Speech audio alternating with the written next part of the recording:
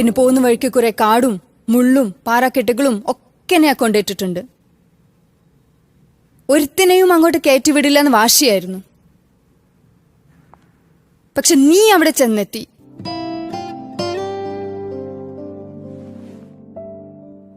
ഞാൻ പോലും അറിയാതെ.